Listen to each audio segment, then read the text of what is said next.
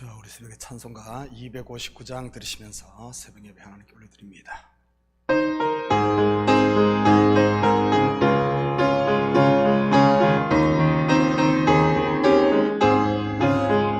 예수 십자가에 흘린 피로써 거대는 씻기어 있는가?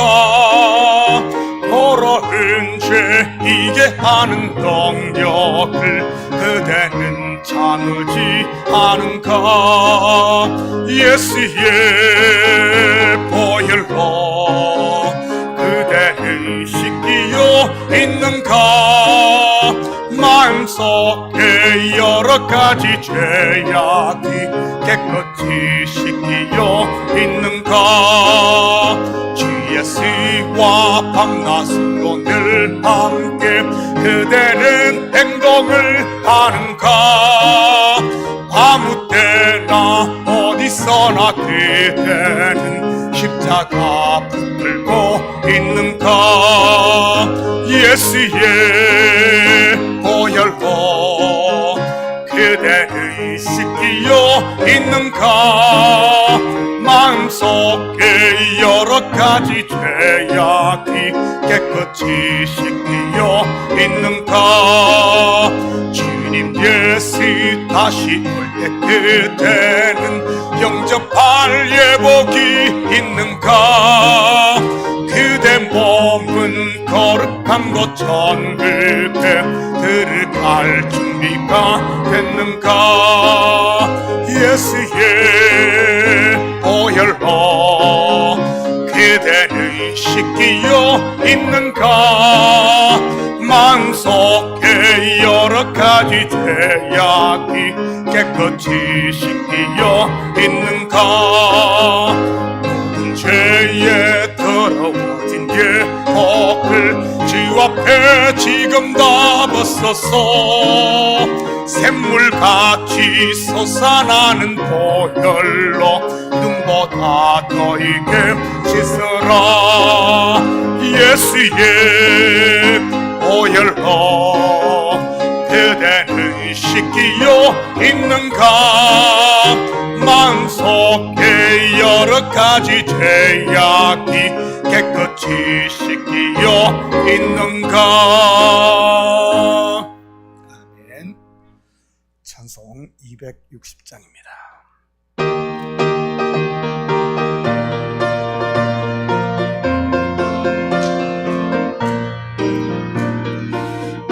우리를 죄에서 구하시려 주 예수 십자가 지셨으니 기쁘게 부르세 할렐루야. 나 구원 얻었네. 찬송하세 찬송하세 주님 나를 구하셨네. 찬송하세 찬송하세 주가 구원하셨네. 우리를 주께서 구했으니 이전에 행하던 악한 일과 취하고 더러운 모든 죄를 온전히 버렸네. 찬송하세 찬송하세 주님 나를 구하셨네. 찬송하세 찬송하세 주가 구원하셨네. 나 지금 죄에서 사함받아 거룩한 백성이 되었으니 이 육신 장막을 벗을 때도 겁날 것 없겠네. 찬송하세 찬송하세 주님 나를 구하셨네. 찬송하세 찬송하세 주가 구원하셨네. 우리가 이 세상 떠날 때에 예수의 손목을 굳게 잡고 영원히 즐거운 천국 흙에서 주와 함께 살겠네. 찬송하세 찬송하세 주님 나를 구하셨네. 찬송하세 찬송하세 주가 구원하셨네. 아멘.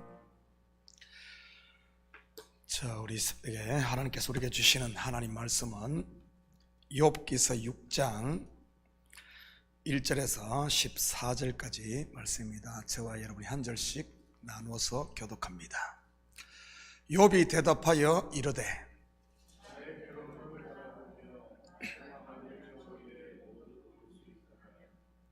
바다의 모래보다도 무거울 것이라. 그러므로 나의 말이 경솔하였구나.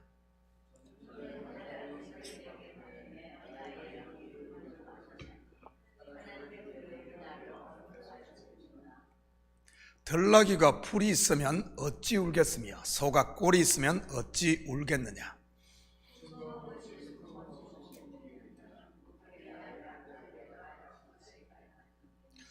내 마음이 이런 것을 만지기도 싫어하나니 끓이는 음식물같이 여김이니라.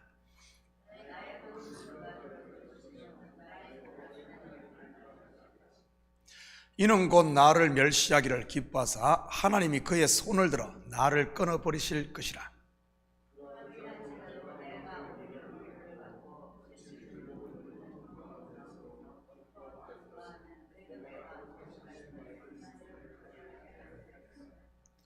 내가 무슨 기력이 있기에 기다리겠느냐. 내 마지막이 어떠하겠기에 그저 참겠느냐.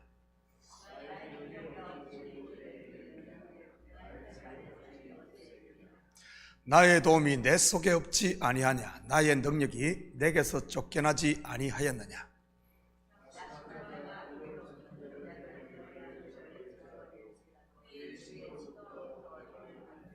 아멘. 좋은 아침입니다. 오늘 본문은 주로 자기 경험에 근거해 욥을 비판했던 엘리바스의 말에 대한 욥의 항변입니다. 사실 욥을 찾아온 세 친구는 당대 최고의 현자들이었습니다. 따라서 각자 나름대로의 지혜가 있었던 이런 사람들이지요. 엘리바스가 경험에 근거했다면 빌닷은 전통에 근거했으며, 그리고 소발은 교리에 근거하여 자신의 변론을 피력합니다. 그들의 변론은 훌륭했고 모두 탁월합니다. 그렇지만 그런 변론이 고난당하는 욥에게는 아무런 도움을 주지 못했던 것이 문제이지요. 오히려 욥을 더욱 힘들게 할 뿐이었던 것입니다. 왜냐하면 욥이 율법적 신앙에 매여 있었듯이 그의 세 친구들 또한 자기 중심적 관점, 즉 인과응보라는 틀에서 욥의 재난을 해석하고 판단했기 때문입니다. 오늘 욥의 말을 들어보면 친구들을 향한 욥의 섭섭한 감정이 많이 배어 있는 것을 발견하게 됩니다. 고난 가운데 있는 욥의 항변을 살펴보면서 주위에 고난당한 형제들의 마음을 좀 헤아릴 수 있었으면 좋겠습니다. 2절, 3절입니다. 나의 괴로움을 달아보며 나의 파멸을 저울 위에 모두 놓을 수 있다면 바다의 모래보다도 무거울 것이라. 그러므로 나의 말이 경솔하였구나. 내 괴로움이 바다의 모래보다도 더 무겁다. 욥기가 시가서의 형태로 기록이 되다 보니 많은 은유적 표현들이 등장을 합니다. 그런데 과장을 해도 좀 심한 것 아닙니까? 내 괴로움이 바다의 모래보다 무겁다니 말이지요. 그런데 알고 보면 고난 가운데 있는 사람들은 실제 이렇게 느끼고 있다는 사실입니다. 자기만 세상에서 가장 힘든 사람으로 느끼는 것 말이지요. 물론 제3자의 입장에서 보면 별것이 아닐지 모르지만 말입니다. 그러기에 내 기준을 가지고 고난 가운데 있는 사람을 판단하는 것은 절대 피해야 하는 것이지요. 예를 들어 대부분의 자녀들의 고민이 무엇입니까? 바로 성적 아닙니까? 행복은 성적순이 아니잖아요 라는 말이 한때 유행했듯이 성적이 중요하긴 하지만 전부는 아님에 틀림없습니다. 산전수전을 다 겪은 어른들에게는 더더욱 그렇고요. 그런데 성적으로 고민하고 있는 당사자들은 어떻습니까? 한국에서 대학 입시가 끝나고 나면 심심찮게 들려오는 소식이 있지요. 이 뭡니까?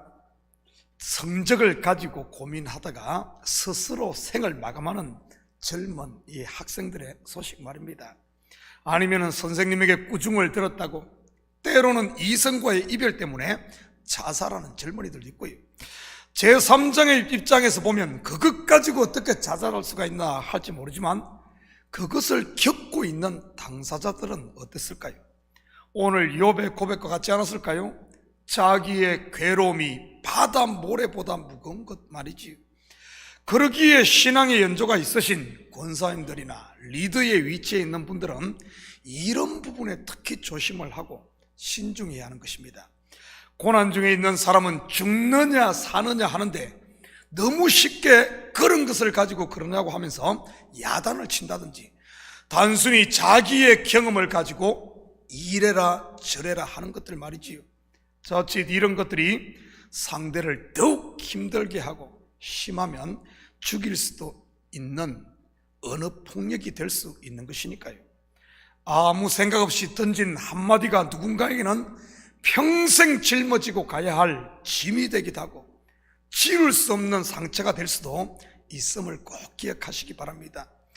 그리고 나의 말이 경솔하였다는 이 욥의 말은 가볍게 말을 내뱉었다는 말이 아니라 괴로움에 눌려 나온 신음소리라는 이런 의미입니다. 애굽에서 종살이하던 이스라엘 백성들에게 이런 신음소리가 나지 않았습니까? 아들이 태어나면 날강에 던져야 했고 극한 노동과 박해로 인해 터져나온 탄식과 부르짖음 말이지. 이 탄식과 부르짖음이 결국은 어떻게 됩니까? 바로 하나님께 상달되고 하나님께서 아브라함과 이삭과 야곱에게 세운 그의 언약을 기억하고 결국 그들을 그 고난 가운데서 구원해내지요. 마찬가지로 고난이 욥을 부르짖게 하므로 다른 차원, 곧 은혜의 세계로 나아가게 하는 것입니다. 4절 같이 봅니다. 전능자의 화살이 내게 박힘에 나의 영이 그 독을 마셨나니 하나님의 두려움이 나를 엄습하여 치는구나. 이것은 욥 자신이 겪는 고난에 대한 시적인 표현입니다만 이 속에는 좀 더 깊은 의미가 내포되어 있습니다. 그렇게 의롭고 훌륭하던 동방의 의인 욥이 왜 이 지경이 되었습니까? 물론 겉으로만 보면 사단의 참소 때문입니다. 그런데 하나님께서 그것을 허용한 이유가 무엇일까요? 욥의 믿음을 증명하기 위해서일까요? 만약 하나님과 사단이 단순히 내기를 한 것이라면 하나님이 진 꼴이 되지요. 왜냐하면 처음에는 하나님을 욥이 저주하지도 원망하지도 않았지만 결국은 하나님을 원망하게 되니 말이지. 사단이 욥을 시험하게 허락한 진짜 이유는 바로 하나님께서 욥을 구원하기 위함이었던 것입니다. 율법의 비늘을 벗겨 진리를 보고 그 안에서 참된 자유함을 누리게 하기 위해서 말이지요. 이런 구속사의 관점으로 본절을 다시 보면 전능자의 화살은 선악과 곧 율법을 말하는 것입니다. 율법이 오자 자기가 죽을 죄인임을 자각하게 되고 벌거벗었음이 드러나 두려워하게 되었다는 이런 말이지요. 5절입니다. 들나귀가 풀이 있으면 어찌 울겠으며 소가 꼴이 있으면 어찌 울겠느냐. 무슨 말입니까? 들나귀와 소가 풀이 있으면 울지 않는데 자기는 지금 부르짖고 우는 이유는 이 꼴, 즉 양식이 없어졌다는 이런 말 아니겠습니까? 욥의 말 속에는 지금까지 그가 맛있게 먹던 양식이 되던 만나 곧 율법의 양식이 이제는 더 이상 그에게 양식이 되지 못한다는 말입니다. 어린아이 때는 젖이 맛있지만 성장하고 나면 더 이상 젖이 비린내 나서 못 먹는 것과 같은 것이지요. 이유식을 하는 아이들은 젖병 주면 던져버리지 않습니까? 영적으로 보면 지금 하나님께서 욥에게서 젖을 떼고 있는 과정이었던 것이지요. 율법 신앙에 매여 있던 욥을 이제는 은혜의 세계로 이끄는 그 과정이었던 겁니다. 목회를 하다 보면 가끔 그런 성도들이 있습니다. 젖될 때가 되었음에도 젖병을 목숨처럼 붙들고 있는 그런 분들 말이지요. 자기가 배운 지식, 지금까지 경험한 세계가 전부인 양 그것을 고집하고 다른 것을 거부하는 분들 말입니다. 처음에는 이런 분들의 믿음이 엄청나게 좋은 것처럼 보이기도 하지만 시간이 지나면 그것이 어린아이의 신앙이었던 것이 다 드러납니다. 그런데 때를 따라 주어지는 양식을 먹으며 신앙이 건강하게 이렇게 잘 성장하시는 분들도 있지만 어떤 분들은 전쟁을 치르고서야 이 젖을 떼는 분들이 있습니다. 신앙의 초보를 벗어나는 분들 말이지요. 아이들도 그러지 않습니까? 젖꼭지에 악가전기를 바르고 고추장을 발라야 젖을 떼는 아이들 말이지요. 그렇지만 아이들이 그런다고 엄마가 젖 떼는 것을 포기하는 경우는 없습니다. 절대 포기하지 않지요. 마찬가지로 하나님도 우리에게 그러는 것입니다. 반드시 자기의 백성들의 눈을 열어 율법 신앙에서 진리로 인도해 참된 자유함에 이르게 하시는 것이 하나님의 뜻이니까요. 6절 7절입니다. 싱거운 것이 소금 없이 먹히겠느냐? 달게 알 흰자위가 맛있겠느냐? 내 마음이 이런 것을 만지기도 싫어하나니 끓이는 음식물같이 여김이니라. 인광보의 논리로 욥에게 회개하기를 촉구하며 정지하는 엘리바스의 말이 고난 속에 있는 욥에게는 마치 싱거운 음식이요 달게 흰자위같이 맛이 없었다는 말입니다. 예전에는 욥도 이것으로 양식을 삼고 맛있게 먹은데 말이지요. 지금 하나님께서 욥의 털을 깨고 그를 새로운 데로 인도하니까 이런 것들이 더 이상 맛이 없었다는 것이지요. 이것은 두 가지 의미를 내포하고 있습니다. 먼저는 고난당하는 그에게 필요한 것은 정죄나 훈계가 아닌 함께 아파해주고 함께 울어주는 친구, 곧 위로자가 필요하다는 이런 뜻입니다. 그런데 우리는 어떻습니까? 때로는 나도 엘리바스가 되어 있지는 않습니까? 고난 중에 있는 사람 앞에서 말이지. 때는 이때다 싶어 그동안 못했던 잔소리 다 널어놓는 경우 말이지. 내가 기도하자고 할 때 기도를 안 해서 네가 지금 이 지경이 되었다는 등 11조를 제대로 안 해서 그렇다는 등 하면서 말이지. 그러면서 협박을 하고 겁을 주고 심지어 말로 가슴에 대못을 받기까지 하는 경우들 있지 않습니까? 신앙 좋다는 분들이 말이지. 고난당한 자에게 최고의 약이 무엇인 줄 압니까? 바로 옆에서 그냥 함께 있으며 들어주는 것입니다. 그리고 두 번째 의미는 진리의 눈이 열린 성도에게는 율법적인 설교가 더 이상 양식이 되지 못함을 말하는 것이기도 합니다. 만지기도 싫고 끓이는 음식이 되는 것이지요. 물론 신앙의 초보 때는 그것으로 은혜를 받았지만 말입니다. 예전에 그렇게 은혜스럽던 설교가 더 이상 맛이 없습니까? 여러분, 무조건 내 믿음이 식었나 봐 하면서 자책하지 마시기 바랍니다. 물론 그런 경우도 있지만 내 믿음이 성장해서 그런 경우도 있으니까요. 한 절만 더 봅니다. 14절입니다. 낙심한 자가 비록 전능자를 경외하기를 저버릴지라도 그의 친구로부터 동정을 받느니라. 6장과 7장이 엘리바스의 훈계에 대한 욥의 변론을 다루고 있는데 가면 갈수록 욥의 부르짖음이 격렬해지는 것을 보게 됩니다. 처음에는 눈물만 훔치다가 나중에는 대성통곡을 하는 식으로 말이지요. 7장에 가면 제발 나 좀 죽게 그냥 내버려 두시라고 하나님께 욥이 항변하기까지 합니다. 그런데 하나님은 욥을 그냥 내버려 두지 않죠. 자기 백성 그냥 내버려 두지 않습니다. 기어이 끝까지 그를 어디로 인도하는가 하면 진리로 인도하는 것이지. 이러한 상황에 대해 욥은 전능자를 경외하기를 버렸다고 표현한 것입니다. 정말로 하나님을 떠났다는 말이 아니고요. 그런데 재미있는 사실은 초보적 신앙에서 볼 때는 하나님께 대한 욥의 이러한 항변, 부러지점 이런 것들이, 이러한 행동이 불경건한 것처럼 보입니다. 아니, 인생이 어떻게 하나님 앞에 네가 그렇게 따질 수가 있어? 하나님 앞에 그렇게 부르짖을 수가 있어? 하나님 앞에 어찌 그럴 수가 있어? 하며 불경건한 것처럼 보인다는 사실이죠. 실상은 하나님 앞에 항변하고 부르짖는 이 신앙이야말로 하나님과의 담이 허물어진 성숙한 신앙인데도 말이지, 아마 욥 자신도 자신의 이러한 행동이 하나님 앞에 부르짖고 막 따지고 나 좀 죽여달라고 왜 이러시냐고 하는 이러한 것들이 불신앙적이라고 생각을 했던 것 같습니다. 우리가 욥기서 1장과 2장을 보면 욥의 행동이 어떻습니까? 아주 모범생 아닙니까? 모범생, 하나만 아는 모범생 아닙니까?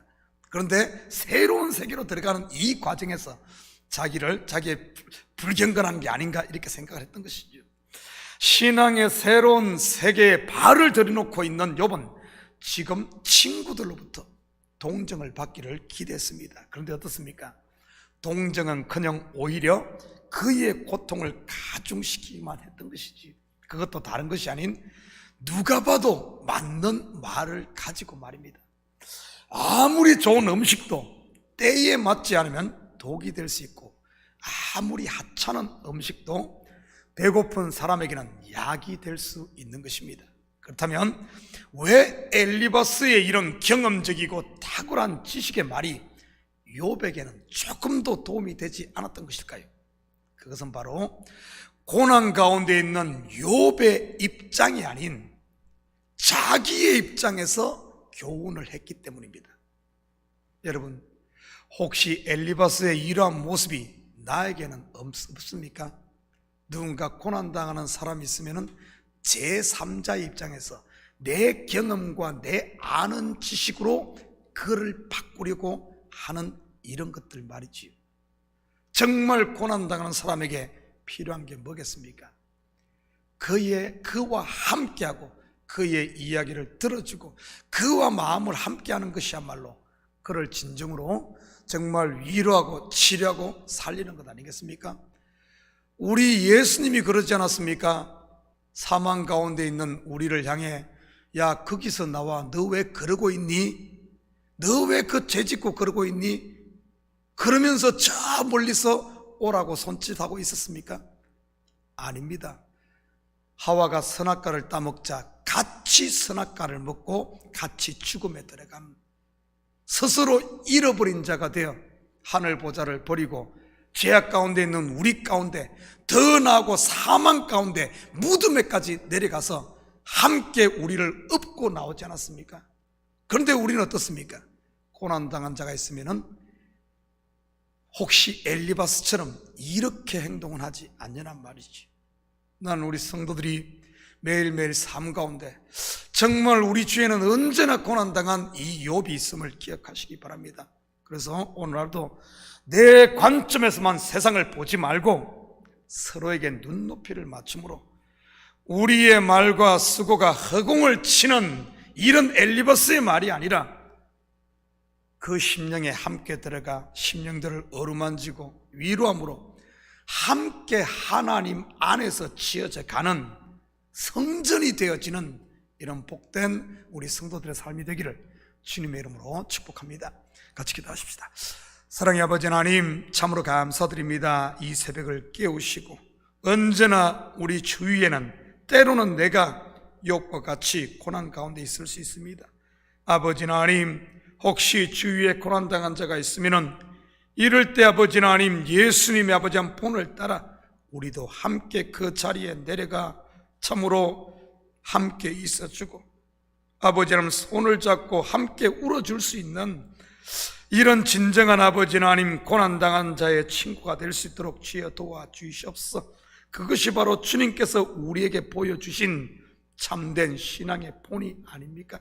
하나님, 이 새벽도 우리가 기도할 때 참으로 우리의 눈을 열어 우리 주위를 살피게 하시고, 혹시 내가 고난 가운데 있으면 아버지 하나님, 하나님의 저주나 버림이 아니라 오히려 우리의 눈을 열어 새로운 세계로 이끌고자 하는 하나님의 선한 손임을 알고 아버지는 주님의 손을 잡고 이 고난을 이겨나가는 자리를 들고 일어나는 저희들 될 수 있도록 축복하여 주시옵소서. 특별히 우리 선교팀들 아버지 하나님, 주께서 붙드시고 아버지 악한 것들 틈 못하게 하시고, 오늘도 복된 하루 그들의 입과 발과 손이 정말 하나님의 살아계심을 전하는 복된 발걸음 될 수 있도록 우리 주님 지켜 보호하여 주시옵소서. 감사드리며 예수님의 이름으로 기도드립니다. 아멘.